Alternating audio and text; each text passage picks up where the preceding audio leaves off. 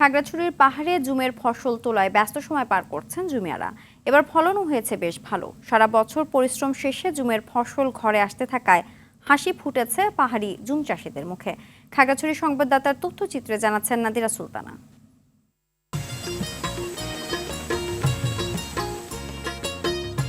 পাহাড়ে পাহাড়ে এখন পাকা ধান কাটার উৎসব চলছে। খাগড়াছড়িতে ধানের পাশাপাশি জুমে হলুদ, আদা, তিল, ভুট্টা, মরিচ, বরবটি সহ প্রায় 40 জাতের সবজি চাষ করেছেন জুমিয়ারা।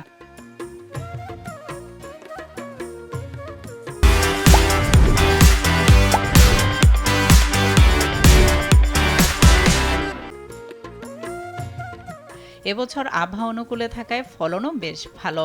সনাতন পদ্ধতির এই জুম চাষ ক্ষুদ্র নৃগোষ্ঠীর আদিম পেশা।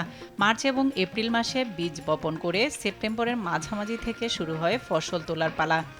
জুম চাষ করে সংসার চালাই, তারপরে তরকারি লাউ, কুমড়া, শাল কুমড়া, মিষ্টি কুমড়া, আদা, হলুদ, এটা ধান, এটা চাষ করে খাই আমরা। ফলন লাগাইছে, ধান লাগাইছে, মুরগা লাগাইছে, আর যে নানা রকম সবজি সবগুলা লাগাই দিছে আর কি।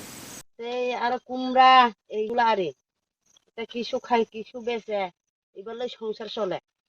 দাম মারবা মিনিট নারেক শাক কাজ করছে আর কি। জুমে সেচ দেওয়ার প্রয়োজন হয় না বলে খরচও কম। এতে পরিবারের পুষ্টির চাহিদা পূরণের পাশাপাশি অর্থনৈতিকভাবে লাভবান হচ্ছেন জুমিয়ারা। এই বছর ধান লাগাইছে, হলুদ লাগাইছে, আলু লাগাইছে, মামরা, মিষ্টি কুমড়া, এগুলো সব ভালো হয়েছে।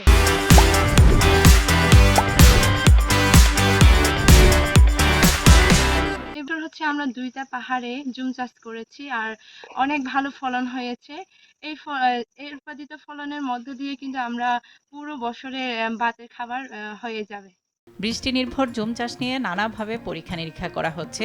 চাষাবাদে উন্নত মানের বীজ সরবরাহের পাশাপাশি জুম চাষের বিকল্প নিয়েও ভাবছেন কৃষি কর্মকর্তা।